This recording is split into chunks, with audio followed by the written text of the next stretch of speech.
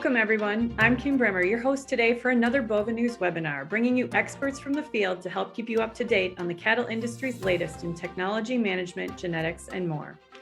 Technology has advanced at a rapid pace in the dairy industry in recent years. As more dairy producers use innovations like activity monitoring, robotics, and other tools, the amount of data collected on a dairy grows exponentially. It's important to understand and prioritize data in order to make more accurate and effective management decisions. In today's webinar, we brought together experts to talk about the application of technology on dairy farms, including how to organize and use data in effective ways.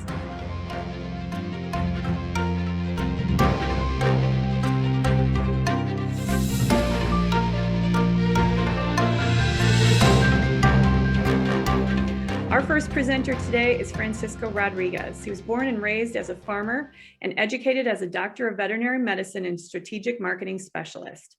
Rodriguez has a degree in international business management from the Stockholm School of Economics. Today, Francisco is positioned as a global dairy farming consultant as key account manager and director for DeLaval North America. Francisco has been involved in the development and management of dairies in North America, Latin America, Europe, and Oceania. This includes the largest robotic dairy in the world in Ancali, Chile, with 72 robots and 4,500 cows, as well as the most innovative robotic dairy in the world located at Fair Oaks Farms in Indiana. Welcome, Francisco. Kim, good morning. It is a real pleasure to be here with you this afternoon to talk about a very interesting topic for sure, which is the topic of data in dairy.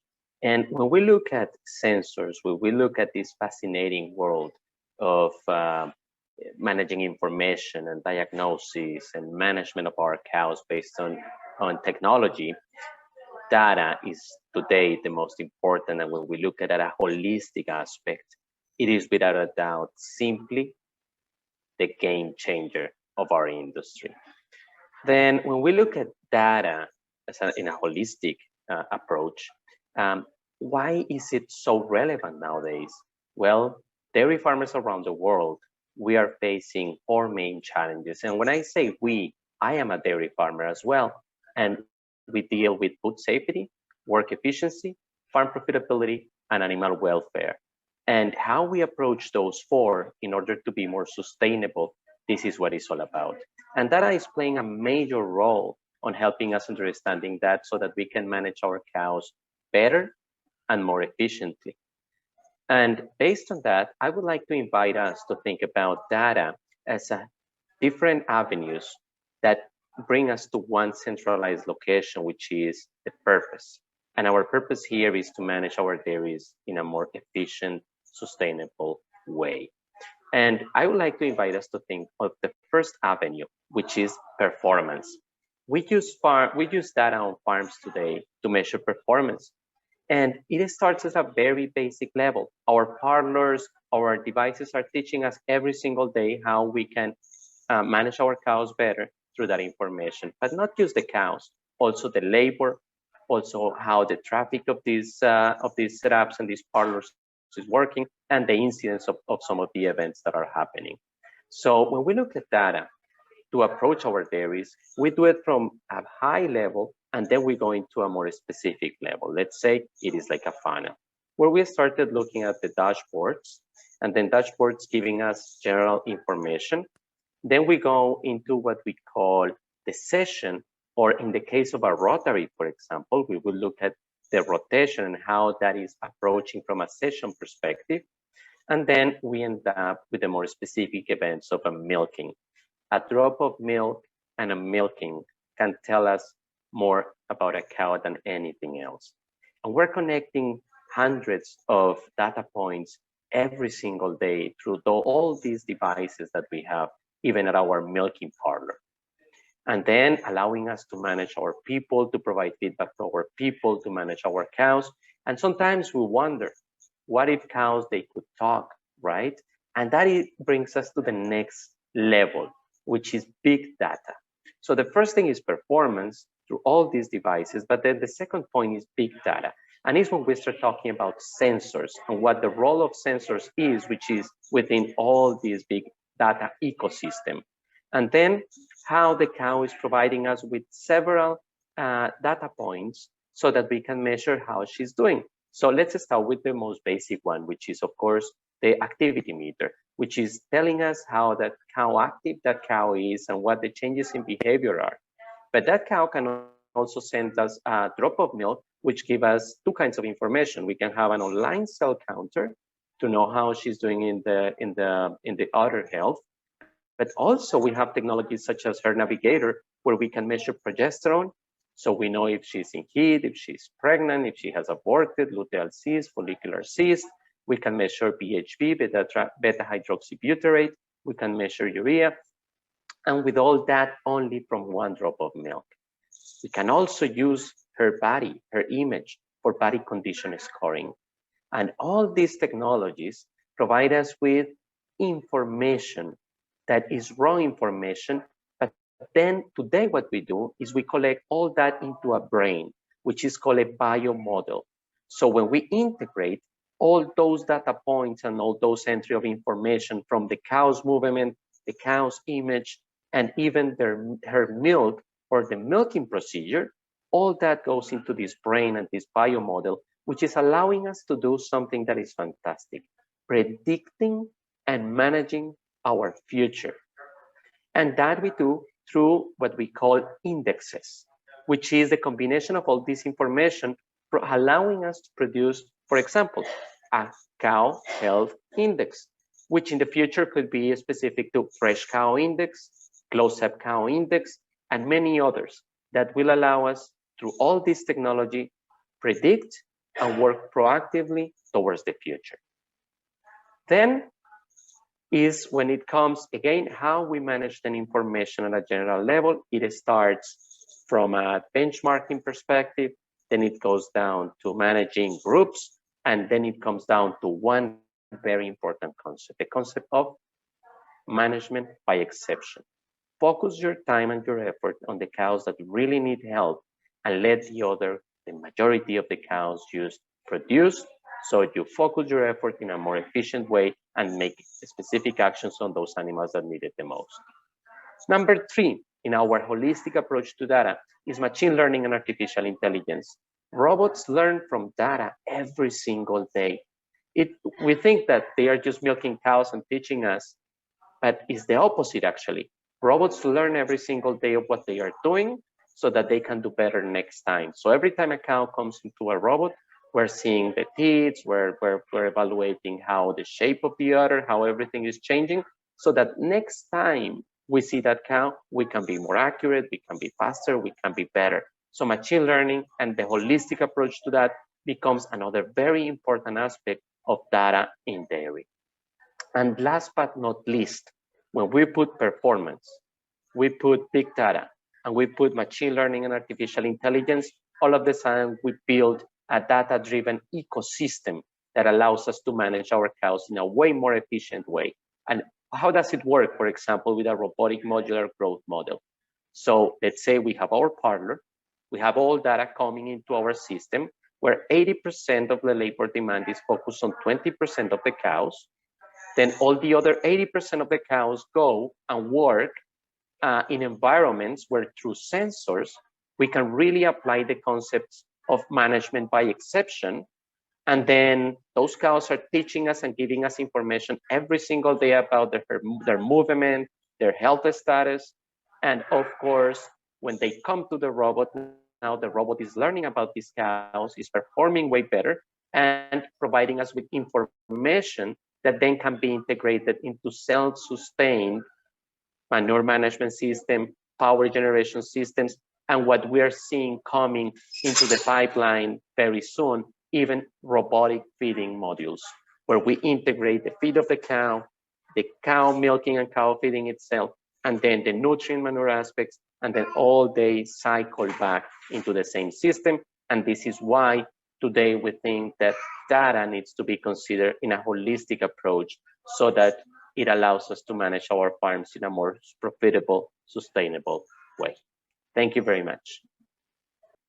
Thank you, Francisco. Our next presenter today is Brandt Kreuscher. He's the Dairy Business Development Manager for Allflex Livestock Intelligence, where he oversees North American dairy development activities. Brandt received his undergraduate degree from the University of California at Davis in agricultural education with an emphasis in dairy production. He completed his graduate study at Cornell University and is also a graduate of Cornell's nationally recognized Dairy Fellowship Program. Prior to joining the Allflex team, Brandt managed electronic identification and mobile dairy software management projects for Valley Agricultural Software for 17 years. He also coordinated dairy research projects and managed the research and teaching dairy herds for both the University of Wisconsin-Madison and the University of California at Davis. Welcome, Brandt. Thank you very much for the opportunity to join in this discussion. Very exciting thing, a passion for me is technology driving dairy management forward. And just as a point of pride in our industry, I think one of the things that it's really important for us all to do is to take a step back and look at where we've been and why what we're talking about today is so important. So if we look at the population growth in the world, and we consider where we are now at 7.8 billion people, by 2050, we anticipate the population hitting 9.7 billion people. Most of us in our lifetime will see the human population double.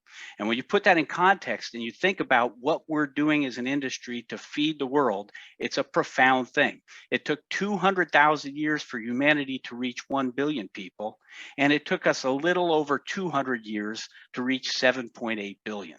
And so what we do every day matters. What we all do, what we contribute to food production is such a vital role, and I hats off to everybody that's listening to this presentation, because they're all involved in something that's common to humanity and something that drives all technology forward.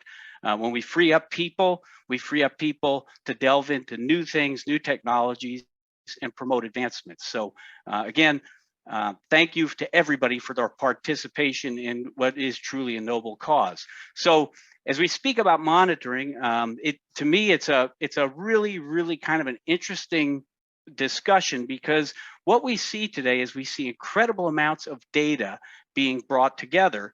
And the question is, what is it for the producer that monitoring delivers? And I think that we need to start there, because I always tell people sustainability starts with profitability. If we don't have something that's profitable, it's not sustainable. So what is it from a business perspective that should drive us toward monitoring? And the answer is, from a business perspective, we really want to eliminate blind spot risk. And monitoring can do that, because what I mean by blind spot risk is the people that show up for work every day are not the same people. If they have events happening outside of their work life or things stressing them at work even, they don't perform the same task every way, the same way every day. So that blind spot risk is truly a risk to business management, and as we have staffing turnovers and those sorts of things. In addition to that, we want to reduce the variability that humans inject into our system. So we have different people performing different tasks. We have all these sorts of inputs, and we have, ultimately, if I hire somebody that's really significantly better at recording data than the person they replaced, in 6 months, the data would tell me that person, I probably need to fire them. I have more health illness, more problems than I ever had before. So this becomes kind of a way to benchmark and say, so objectively, what are we seeing happening on the dairy? We want to identify animals that need attention earlier with monitoring. So the goal is to say, okay, not only can we find animals more consistently and objectively than humans that need attention, but we can do it maybe even a little bit earlier. Okay, and again, we want to maximize the impact of the trained, skilled labor that we have on the dairies. Finding people that are passionate about what we do, that want to do a good job with animals and paying attention to individual animals are difficult to find. We need them to spend more time paying attention to the animals that need them. We want to then take all of that individual animal data and bring it together so that we can do herd level and group level analyses to understand exactly how the management changes we enact on the dairy change the herd. And then, of course, ultimately sustainability, which is to increase profit. Okay, when we look at it from the perspective of the animal, it's actually much simpler. To the animal, She wants to be detected, even if she's in a pen with a large group of animals. She wants to be found if she needs individual attention.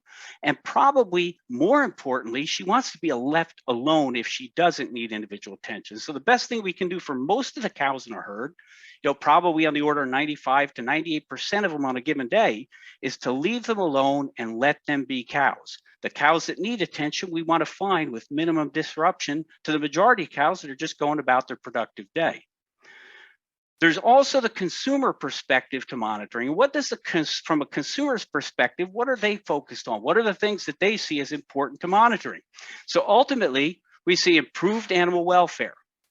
They want to understand now from our perspective, we would probably say it's making the case for animal welfare in many instances that we already provide, but it's giving transparency to the consumer to say, here's the animal welfare. This is the case that we're making to accomplish what we say we're doing. There's a perception of better food quality. And again, I think we could make the case that food quality and food safety is better now than it's ever been in the history of the world. But again, allowing us to tell that story, monitoring is a focus. If you said to a consumer, what is it that monitoring should deliver? It should be that perception of improved food quality. And then lastly, of course, we all talk about telling the story of our food production, and that relates to people want to be connected to their food source. They want to kind of feel like they understand the chain that delivered food to the market. And again, monitoring, if you talk about monitoring, that's from the consumer's perspective. So ultimately, when we look at monitoring and livestock, what I call livestock intelligence, it can deliver all of these. It can improve efficiency. It can improve animal welfare with earlier individual attention, finding animals even in large groups that truly need attention, again, leaving those other animals alone. And ultimately, it can improve profit, okay? Data can be used to benefit individual animals, and it can also be used to understand what's happening within a larger herd or within groups. So ultimately, what it really boils down to is taking incredible amounts of data and turning it into information. So I always tell people, one of my favorite sayings is data is 0418, and that is truly data. Information is, that's my wife's birthday. They're very, very different things. So it's taking massive amounts of data and turning it into useful information. If we look at the data that we're generating with modern technology, ultimately, what's happening is we don't have a lack of data. What we have is we struggle a little bit with the ability to deliver that data in a meaningful way. Ultimately, livestock intelligence and monitoring allows us to take massive amounts of data and generate clarity and focus in management. So when we look at a group of cows, trying to understand within that group what cows need attention with minimal disruption. So put another way, this pie chart isn't exactly to scale, but put another way, right now, in terms of daily operational process on a dairy, we spend incredible amounts of time looking for animals that need attention and a fraction of time focusing on those animals that need attention, whether it's sickness or breeding, et cetera. So if we look at it from a profit curve, this looks deceptively like a lactation curve, but I call it a profit curve. We say, okay, what we do is we institutionalize touches to deliver the animal care that we want to deliver to our animals. But institutional touches, they're disruptive, they're expensive, and oftentimes they're subjective. So fresh cow touches, we ask dairymen, if you say, who has a good fresh cow program? Everybody has a good fresh cow program. And what we do to make a fresh cow program better in conventional management is add touches to the cow to make sure that we're not stressing the cow, and by adding touches, we stress the cow. So then we move into reproduction, and we may involve synchronization, we may involve multiple touches just to get to a reproductive status of checking the cow, confirming that she's pregnant. All of these touches ultimately drive up individual animal cost, and they drive down individual animal profit. With livestock intelligence, what we can do is we can actually identify the animals that need attention and free up that time for other critical tasks in the herd. So in essence, again, this pie chart isn't to scale, but it gives us the sense of how dairies are managed conventionally and what we can do to understand what's happening with individual cows. So if I were to tell you, okay, go out with a clipboard, and I'm going to send my best trained employee out, and I said, I want you to go and mark colors on a clipboard indicating the amount of time that a cow is involved in a different task. This is what machine learning does. It collects data. And at the face, that sounds incredibly complicated, but we understand each one of these colors represents a different, what we call animal state. And that animal state is a different behavior for that animal. But if I were to look at the same animal in two different 24-hour windows, if I imagine the top bar represents a 24-hour window and the bottom bar represents a different 24-hour window, and I said, the same individual record what you see this animal doing and come back, we could look at what they recorded and that person would tell us the cow on the bottom was far more different in her behavior than the cow on the top. And ultimately, that's what machine learning is doing. It's taking something that we all understand and taking if you think about it, finding sick animals, finding animals in heat is an incredibly complex task. The goal is to take massive amounts of data and turn that data into information. Information would be, we take the individual behavior points in a cow's day, and then we build a picture of that cow's normal behavior. So we machine learn, which is essentially a way of saying we electronically understand what a normal cow's behavior is, and then we graph it and we give people a sense on an individual cow level. I can see this cow had 2 heat events, one on the left, one closer to the right, and I can see that this cow is clearly sick, as indicated by the little medicine bag on the graph. But again, this is taking massive amounts of data and turning it into information. Ultimately, we want to turn information to action. Graphs are really cool. They're fun to look at. They're interesting. But on an individual cow level, we want to know simply what cows need attention. Let's deal with those cows right now. So here we have a list of cows in heat. We have a list of cows that need to be health checked. And we can even merge those into third-party software and say, here are both of those lists combined.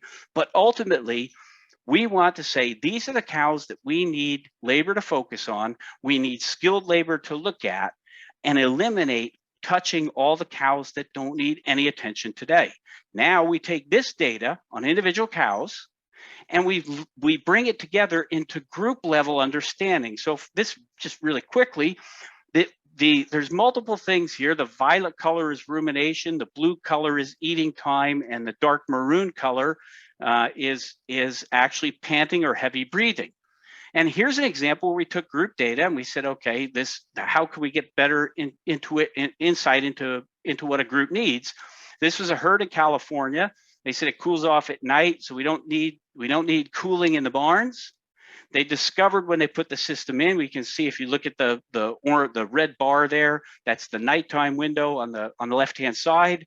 The next evening they left cooling on, and the cows could tell us, yes, this was better. Panting went down, rumination went up. So the group can actually talk to management.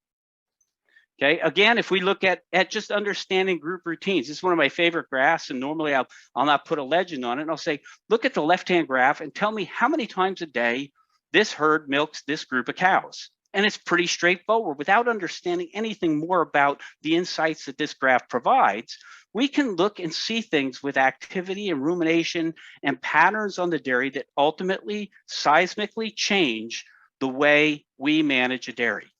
And the goal, again, is to take incredible amounts of data and ultimately make things more efficient. So monitoring with livestock intelligence, it really reduces the business blind spot risk. It maximizes the impact of efficiency with skilled labor. It makes things more objective so that we're measuring things and monitoring things the same way every day. We're identifying animals that need attention earlier, and we're leaving the animals that don't need attention alone. We empower management through group level insights, and ultimately we promote consumer confidence, all with improving profit. Again, the goal with sustainability from our perspective as an industry is that if it's profitable, it can be sustainable. And so monitoring is really shifting the paradigm by allowing the cows to tell us how they manage the herd. Thank you very much. And our final presenter today is Dan Ventiger. Dan farms with his brother Don, and together they own and operate Honey Creek Dairy LLC. Dan graduated in 2013 from Iowa State University with a bachelor's degree in dairy science. In 2015, Honey Creek Dairy was formed when Dan and Don bought out their uncle's half of the family farm. Since then, the operation has grown from 135 cows to 185 and gone from 70 pounds per cow to 98 pounds per cow per day. Components have also gone from a 3.5 butterfat and 3.0 protein to a 4.15 butterfat and a 3.15 protein. In January of 2020, they fired up the newest in dairy technology. They now milk with 3 Lely A5 robots and feed cows with a Lely Vector. Because of this technology, their electricity bill has dropped $900 a month, pregnancy rate has increased 7%, and it takes 16 total fewer man hours to complete daily chores. With his new spare time, Dan spends time with his wife and kids, visits old friends more frequently, and currently serves as president of his local school board. Welcome today, Dan. Oh, thank you very much. It's an honor to be here, and I was glad to be asked to present on why we do what we do and how the technology we have gives us data that allows us to make better decisions. So I appreciate the introduction there. I guess we'll get started on what we use and why we use it and what we've been using the data for. So like she said, just to reiterate some of that, we are farming with 3 Lely A5 robots. These have been operating since January 7th of 2020. And we were hoping to see increases in milk to get us close to that 91 pound mark. And we've been very excited. This data and the management capabilities of the lifestyle change we've been able to get have been allow us to get to, like I said, that 98 pounds per cow.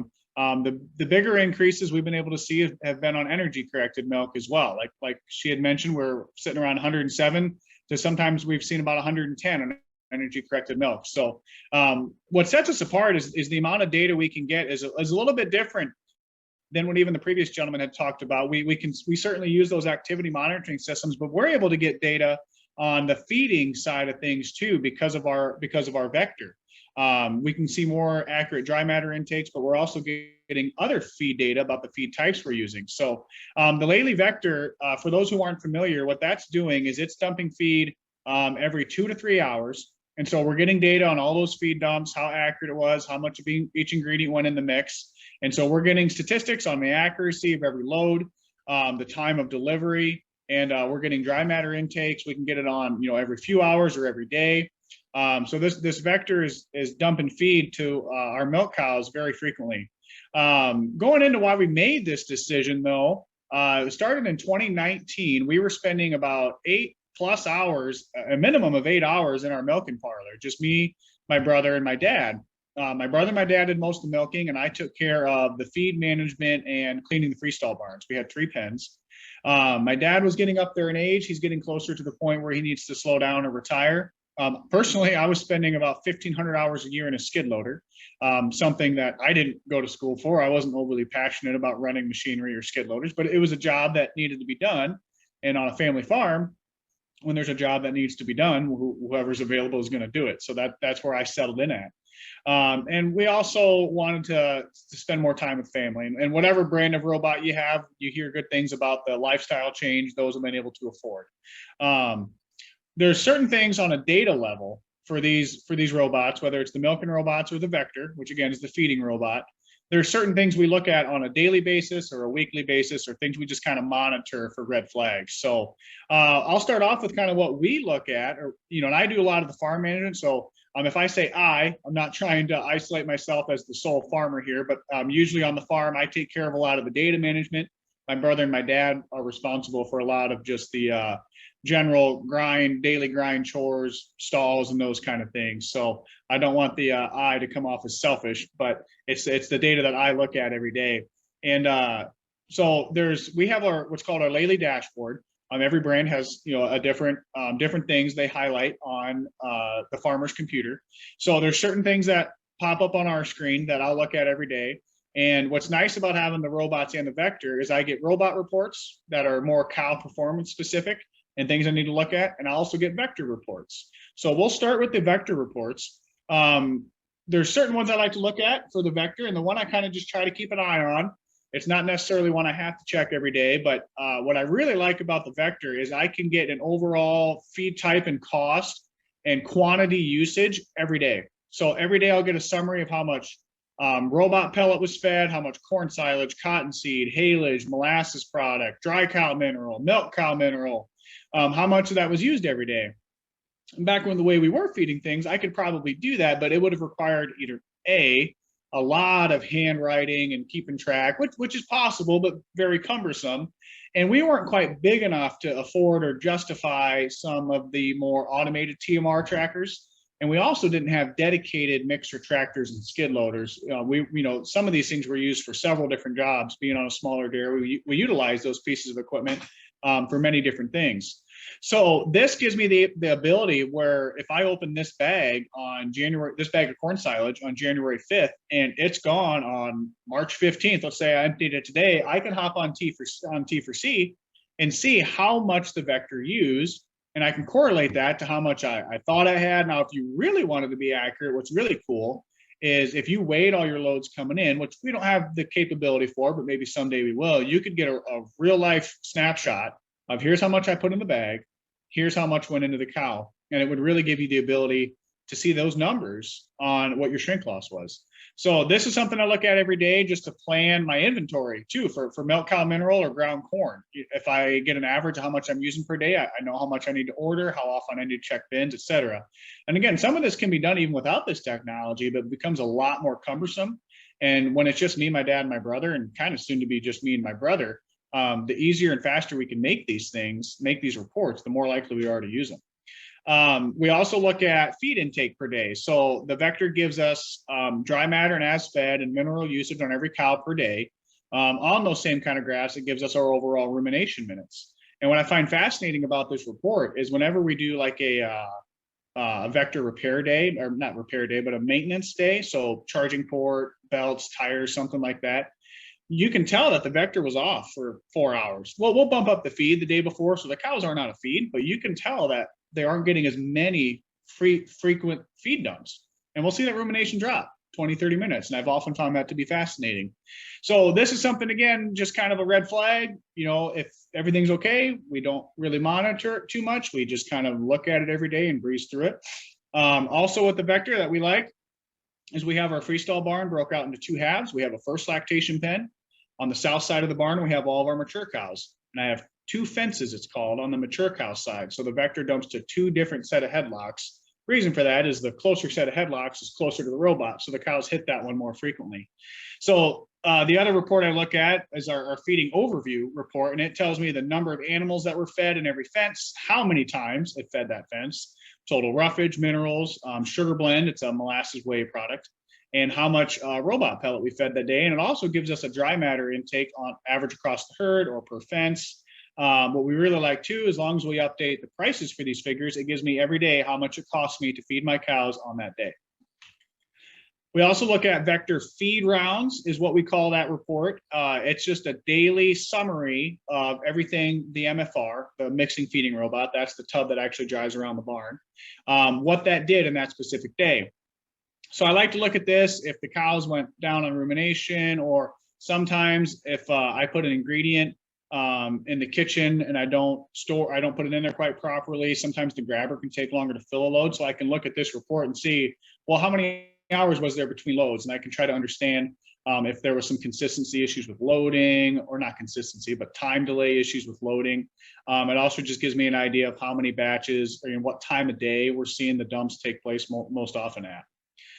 We also monitor the feeding accuracy. So one thing we look at on the vector is we have a graph. On the x-axis is the difference in pounds for every ingredient. On our y-axis is percentages. And what we'll see on that one, every square is every grab, not every batch or not every day. So you'll see a square that's off, like on cottonseed, for example, might be off 85%. Well, that's on one grab. The total batch still ends up always within 2%, maybe 5% on a smaller ingredient inclusion rate like cottonseed.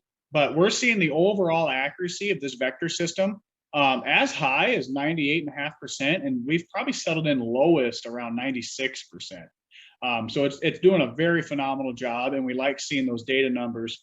We like being able to just check, well, if we have rumination drops, we can see what's the accuracy of the vector doing, and we can just kind of cross off, dot all the I's, cross all the T's, and just make sure that everything on the feeding portion of things is being done correctly, everything on the management side is being done correctly. So we have this data that really allows us just to cross off a checklist and make sure we're covering all of our bases. On a dry matter basis, there's really just two dials we look at, two KPIs, key performance indicators. I'll look at dry matter intake. Cows are usually between 61 and 63. And we also look at feed efficiency. So how much it takes to produce a pound of milk per pound of dry matter intake. For the robots, any daily items we look at on there, these are usually pretty simple. We can get really in depth, and I could probably get more in depth here today than I should for everybody's time and boredom's sake. But number one, the first thing I would look at would be our fetch cows, how many I need to go get that day. But for cow performance issues, I'll first look at our health report. This is really just a summary of all the different animals and different red flags that bring them onto this list.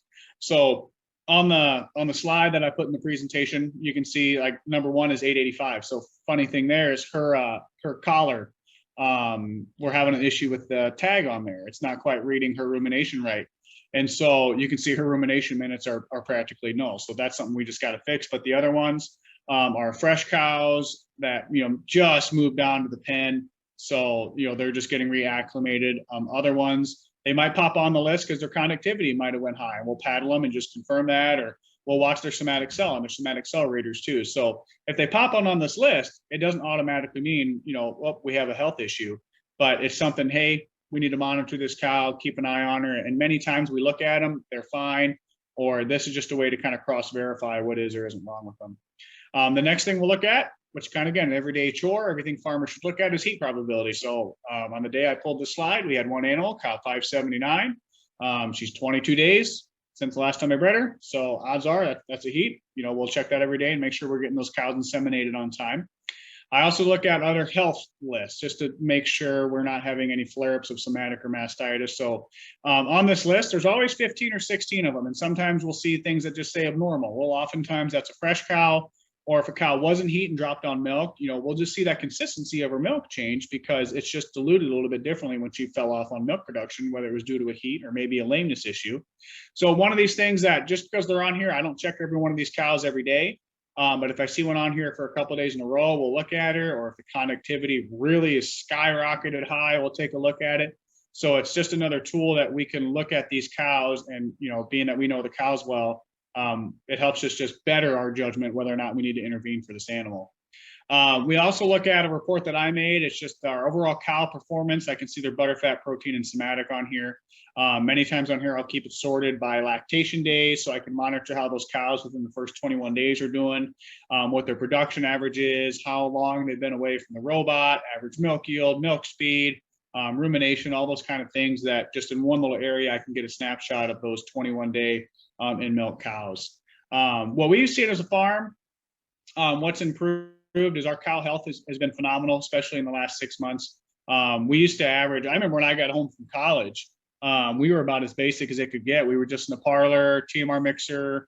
Not that there's anything wrong with those, but our facilities were just getting a little bit out of date.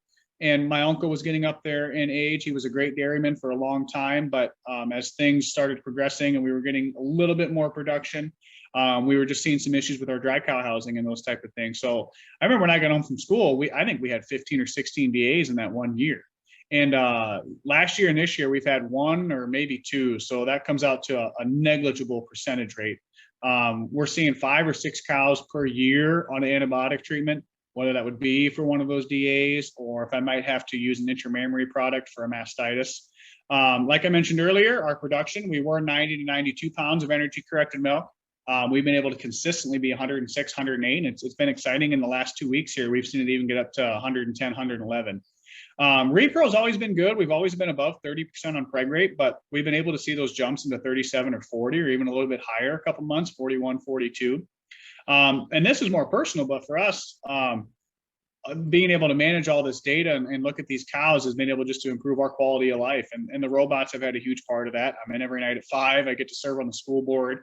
I get to take part in presentations like these. And I get to do a lot more advocacy on social media just because I have time to. But what else I find fascinating about this, the data, is it allows us to really just prevent fires instead of putting them out. We can find problems before they truly culminate into a problem. We can eliminate those before it really it results in a clinical illness in the cow. And what I really find fascinating, to the point somebody made earlier, was about food production. and how many billions of people are going to be on this planet, is when my grandpa farmed on this same farm I'm at today, we're averaging 6 million more pounds of milk shipped per year off the same amount of acres. He farmed 350 acres, 330. That's what we're at today. And we're shipping 5 to 6 million more pounds per year. And this data is it's what makes all of that possible. We're able to look at all these cows, and we don't like to micromanage. That's always kind of a bad word. But when we have these reports and data that only bring the cows that need attention to our attention, we can really micromanage those animals, because as a whole, if we don't hear from the other cows, well, they must be okay. And the equipment and the technology has proved that to be so. If we don't see a cow, there's certain cows I don't know. And I've often heard going into robots, well, your cow is so much better. And I agree, but to a point as well, I almost don't know some of these cows because they come to the robot. I never fetch them. I never see them. I'll give them a vaccination and I'll look at their number on a list. I got to remind myself what this cow even looks like or who she is. And those are the good cows, but that's something that we never had before. We never had that problem where all of a sudden I'm not aware of who these animals are. And this technology just really allows us to focus only on the animals that really need the help. So I talked really fast. Hopefully I didn't try to cover too much or make it like we're drinking from a fire hose, trying to throw too much at us at once. But that's kind of a really fast snapshot of all the data that I look at every day, just to help identify which cows need help. And we also want to look at which cows are doing well and why they're doing well. And so we can replicate that management practice across the whole herd. So I'll be glad to answer any specific questions, but I'm really glad to be here, and it's an honor to be able to present to this with in the presence of everyone here. So thank you very much. So I have a few questions for everyone. I think I'll start with you, Dan. What have been the biggest challenges associated with adapting to using the robots? And is there anything that you would do differently? There hasn't been one or two major challenges per se in adapting to the data and the technology. Early on, it was a little bit difficult to know how to weed through it in a timely manner, because you could spend a lot of time, even today, looking at all these reports and really not get anywhere. So that's been kind of just a learning curve, knowing which ones are most important for me to look at. And the learning curve really, the way everything's set up made it pretty easy. And going through school at Iowa State, they really did a good job teaching us, what we need to look at for cow comfort things. We're looking at rumination minutes and all those kinds of things. So the learning curve overall was very light. It just took a lot of time to kind of get into the rhythm, I guess I would say, of which reports need to be looked at the most. But what I would do differently, there's always a few things, like specifically with the barn layout, maybe we would do a little differently. But as a whole, I think the people involved with this really did a good job. We didn't have the somatic cell counters right away. If I had to name one thing, we put those in about 4 or 5 months later. But as a big picture thing, what would I do differently? I really got to brag on our dealership and the people that helped us put this together, because overall things went very well. I think anyone could probably answer this next question for us. Technology use on a dairy does require a different set of skills than normal. So how do you find the right talent that can run all the technology on the dairy farms today? Who wants to tackle it first? I must say that that's probably the most interesting aspect of things, and I'll share with you an example. When we started this robotic dairy in Chile, which is the largest robotic dairy in the world with 72 robots, we thought that what we were going to do was we were going to retain most of the people that were working there in the conventional rotaries, the conventional parlors, right? And then we thought that we were going to have very long-term employees. But then what we realized after 6 years of working and seeing the best way to accommodate the team was, first of all, we learned that no employee is perennial or it stays forever. So we needed to develop careers that were very interesting, but that would fit into that 3 to 4 year mark, so that young people maybe professionals from pet school or professionals from dairy science that are really attracted with technology. They come to work with us, but then they don't want to stay there forever. They learn about the technology, they learn about something, and then they want to go to the next step. So technology allows to attract very vibrant, technology engaged people, but not forever. It's a new generation. They are looking for opportunities. So we also learned that it's very important to teach people and create very good training programs so that we bring them on board and we set them up for success. As long as they are open and they like technology, have the right training programs in place so that they can take on from there. That's a great answer, and I, we look at the world today, and it's hard to imagine, but there are more smart devices than there are people on the planet at this point. And I think technology, there's just an innate interest in it. You look at young people, 3 or 4 years old, and they intuitively know how to operate a tablet at this point. And I think that this is kind of a merging of technology with I think there's still people that love tending to animals. They love caring for animals. They love the intrigue of dealing with a biological system to understand what we can do to accentuate production a little bit, improve animal health a little bit more. And so I think this is actually probably going to help us in the long term with the labor needs that we face on dairies, because it gives us a different perspective. Even somebody that loves tending to animals, if they have to look for sick animals, again, 95 to 97% of the animals don't need us to be bred or to be treated today. And so that's a demoralizing job, no matter who you are. So I think in the long term, I think technology is actually going to help us attract and retain people in the industry that otherwise would look for something else that maybe had more technology to offer. I would like to echo and add on to those sentiments. I think they hit the nail on the head. And I think the technology that we use on these farms almost calls for a higher caliber of help. When we were milking in the parlor, it would be a struggle to find people who wanted to do that, because people like to be challenged, right? I mean, a lot of people don't want to settle for some mind-numbing job. And the technology that we have on these farms can present a unique and fun challenge for some of these people to learn, and they feel more their dignity as a person when they can learn something that all of a sudden they can see the reward and success of seeing this technology. And it's cool, it's fun, it's exciting, and a lot of people want to be a part of that. And we've seen some bigger dairies that I know of that almost can find help, I don't want to say easier, but the caliber of help that they can get is more excited about their job, because this is just exciting technology. And yeah, the younger generation is really picking up on this technology a lot faster, and a lot of this just comes easier for people, especially in my generation as well. So let's bring outside consultants into this discussion too.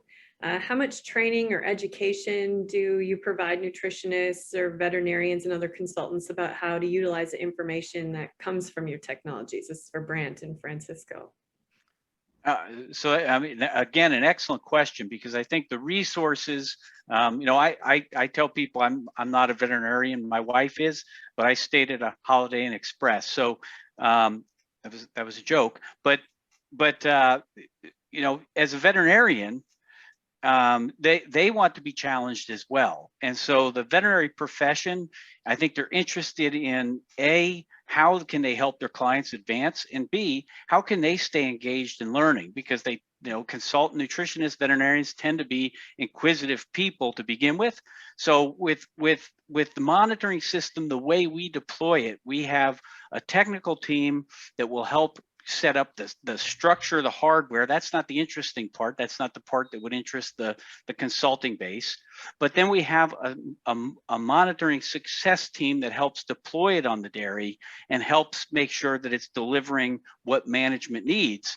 And every step of the way, the veterinarian and the nutritionist, to whatever extent we can engage them in that conversation from the beginning process, it becomes an important piece. And again, the goal is to provide actionable information to say, here are the insights you need, not here's the data. They're two totally different things. But again, the consulting based, veterinarian based, they become part of this whole process to feed back. Just as we machine learn from the cows, we machine learn from people to say, these are the things we need. These are the things that help us advance the whole process.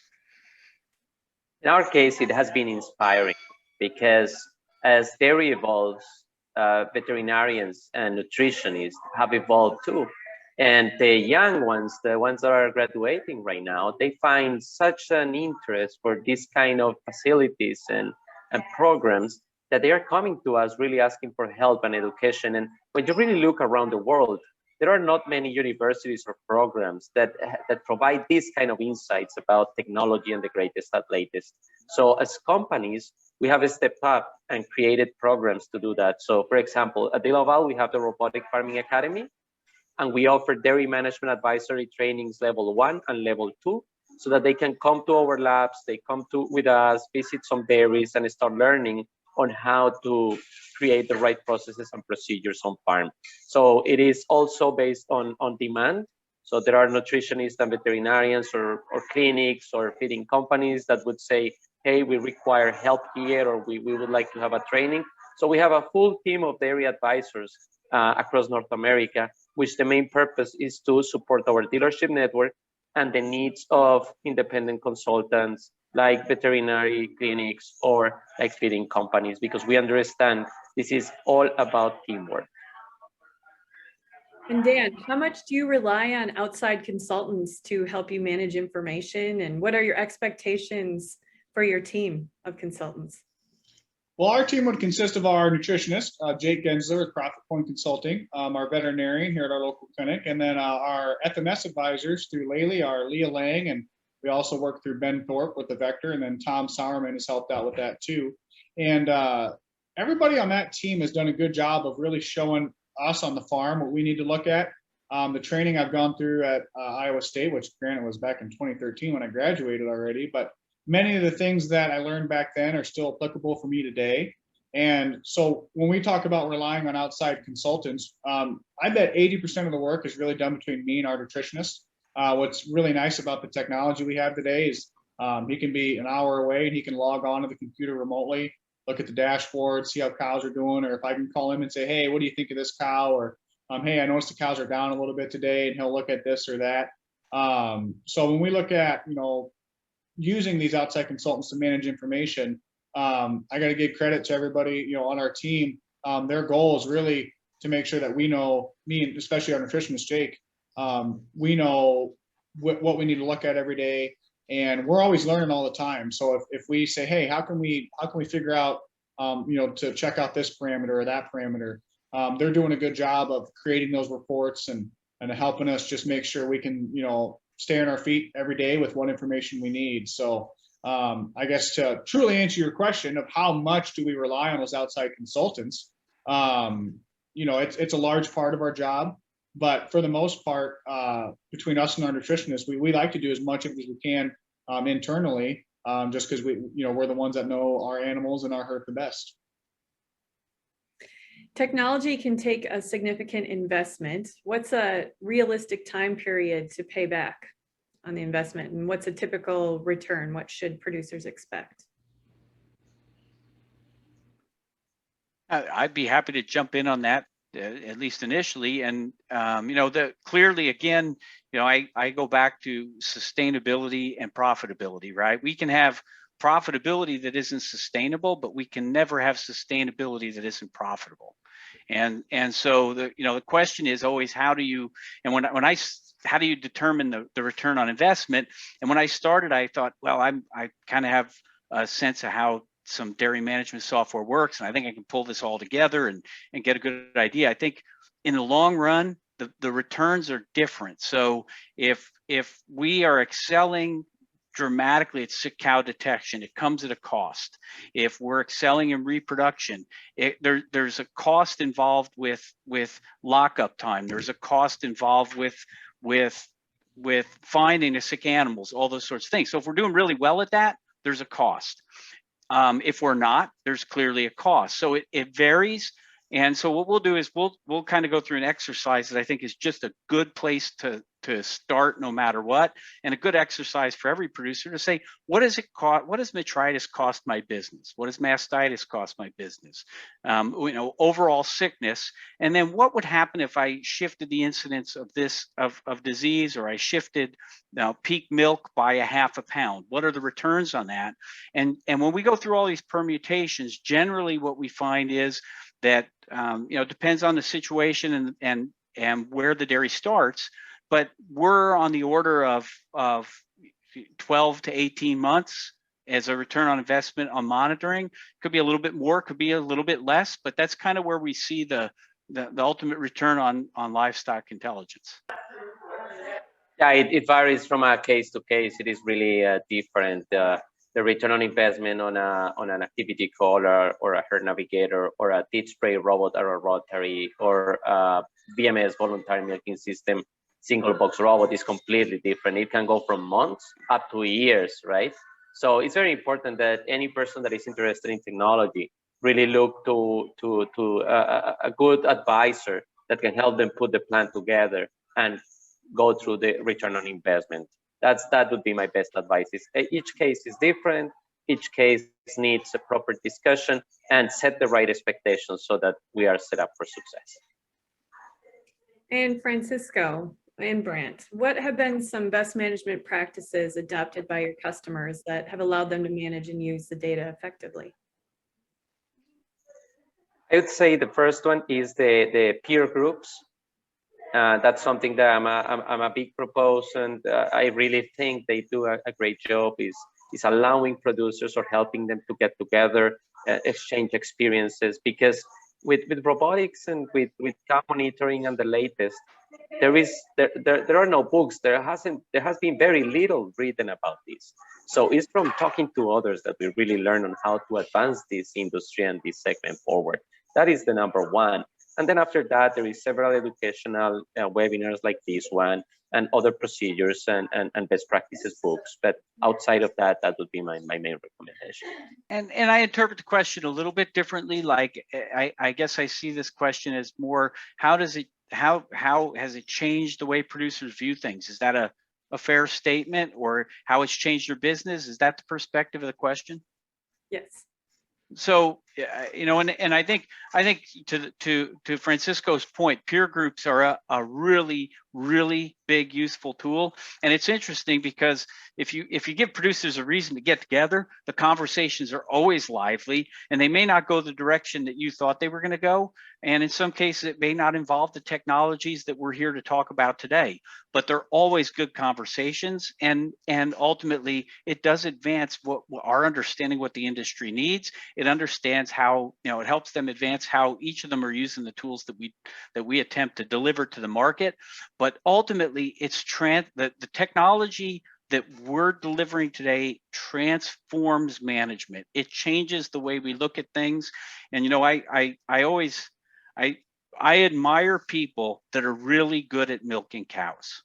And in fact, I think all of us on this call today would say watching anybody that's good at something is fun. And it doesn't matter what it is, if they're the best at what they do. The truth is, if we have a really good milker or we have a really good hospital person treating cows, we probably can't afford to pay them what they're worth for that task. And they will excel beyond that. And the technology gives them the ability to stay in the business. As Dan had indicated, that it gives them more opportunities to grow. But as management, it allows us to not be blindsided by things the cows couldn't tell us before. And that is the seismic transformation. And I think the people that embrace it say, okay, I understand the technology can deliver this. And what I want to do is I want the technology to tell me the cows that need attention. I want the technology to tell me if I think I'm cooling a group when I should be, am I right? Because sometimes what we think, we all have the good thing about monitoring to me is that it doesn't tell us something most times it doesn't tell us something we didn't know. It tells us something we didn't know to the extent. So cows sometimes we think, well, this is a little change. And ultimately to the cow, it's a seismic change in her world. And we really didn't. Now with monitoring, we have the insight to see that. Sometimes changes are unplanned. It allows management to see that again. So again, going back to looking at things objectively, making them repeatable allows us to deploy protocols that we can then see the results to, and it becomes a really different way of managing cows using technology to deliver what really good people could do on a larger scale. And to wrap this all up today, are there any technologies on the horizon that producers should be excited about? I think I'm passionate about this. I'm probably the dumbest guy on the call today. No, actually, very little question about that. But I am passionate about this, and what I think we're seeing is, if you look at the history of humanity, and back before we hit 1 billion people, long before that, there was a time where one human being could know everything that humanity had ever learned. And if you extrapolate that out to where we are now, what we're going to see is we're going to see incredible partnerships where all of the technology and the data and the sensors come together to deliver more and more actionable information. So I think you're going to see more cooperation, because I think everybody in this industry has come to the realization that it's ultimately the sum of all of us working together is far greater than the individual parts. So that's what I see, is we're going to see more and more of this intelligence generated from individual sensors that get delivered in the future that we, in some cases we already have, and we're going to gain more insight, in some cases sensors that have not yet come. I think that's a fantastic answer, Brandt, and to put things into a little bit of perspective as well, is how we all cooperate to facilitate the communication with the consumer. I think probably the biggest concern we have, and the biggest purpose we should have also as an industry, is how we present ourselves in front of our consumer. They are the reason why we're here. They are the reason why we exist. And then they are willing more than ever to listen and learn what we do. But they want to do it in an educated way. They want to do it with facts.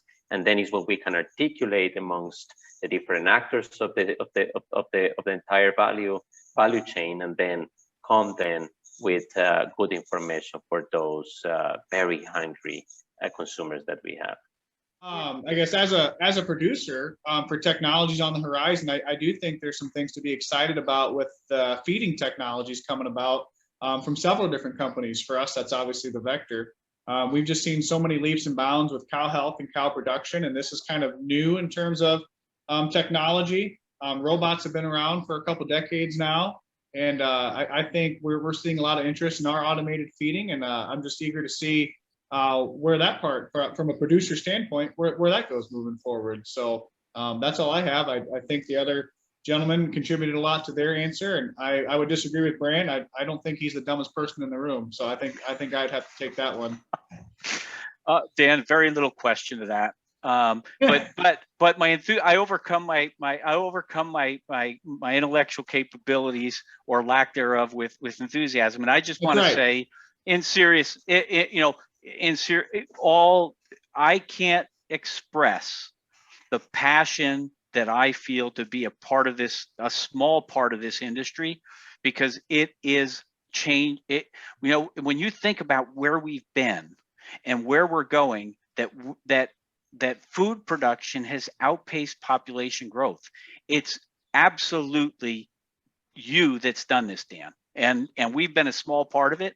But so for me, I am very, very blessed to be a part of this whole process, that in my lifetime, we're going to see this change that we've been a part of, that's made, and again, you go back to technology and how people, everybody had ancestors that worked on a farm.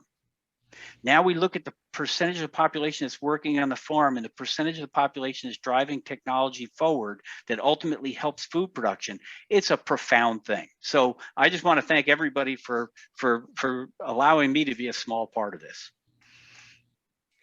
I could not have said that better myself, Brandt.